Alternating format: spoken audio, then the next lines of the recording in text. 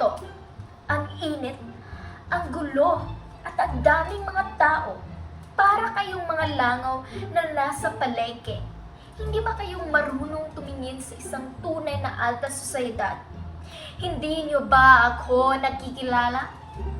Ang karamba, ako ito, si Doña Victorina de los Reyes de Espadan. Tingnan niyo ang aking mukha, punong-pulo ng kolorete mula Madrid. Ang aking buhok, kulot na parang ginintuan. At ang aking kasuotan, kay haba, kay gara, kay sosyal na parang isang reyna mula Espanya.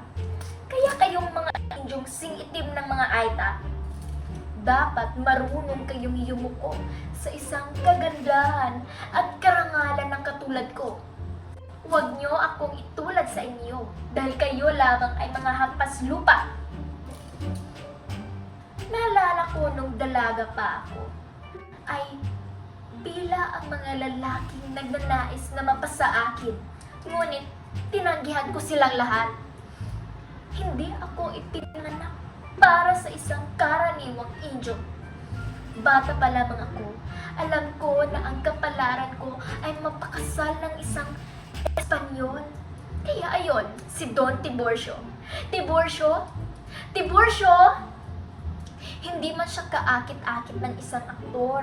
Hindi man siya tunay na doktor. Pero Espanyol siya. At iyon ang mahalaga. Pinilit ko pa siyang magpanggap bilang doktor. Kaya ngayon, ako ay isang doktora de alta klase. Ganda na, sosyal pa. Hindi ba't kahanga-hanga? At nang isang araw, habang kami ay naglalakad sa tapat ng bahay ng Alvarez, aba, sino ang nakasalubong namin? Si Doña Consolacion! Diyos ko, nangunot noo at dumura pa sa harap ko. Ke horror! Ke vulgaridad! Sino nga ba siya? Kapal ng mukha. Isa lamang siyang labandera. At hindi naman siya alam magsalita ng tamang Kastila. Tapos sa arte-arte pa. Ako si Doña Victorina. Purong Espanyol. Dugong mistisa. Tinitingala sa lipunan. Kaya hinamon ko siya. Sino ang tunay na donya sa aming dalawa? Siyempre ako. Kaya sinabi ko sa lahat at ipinahiya ko siya sa lahat. Kaya satisfaction. Iyon ang tunay na tagumpay sa aming mga tunay na sosyal.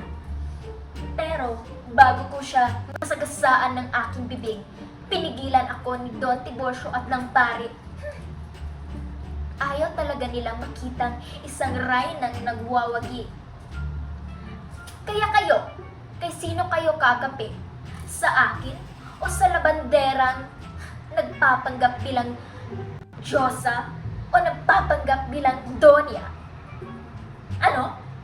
Sa kanya kayo? Traidores, traidores, traidores. Sige, magsama-sama kayong mga peke, pangit at pobre. Hindi kayo karapat-dapat sa langit ng aming sosyal. Kami na mga tunay na mga sosyal, katulad ko, ay karapat-dapat mapagta sa langit ng kayamanan, kagandahan at karangalan. Ako si Doña Victorina at kayo ay mga hampas lupa.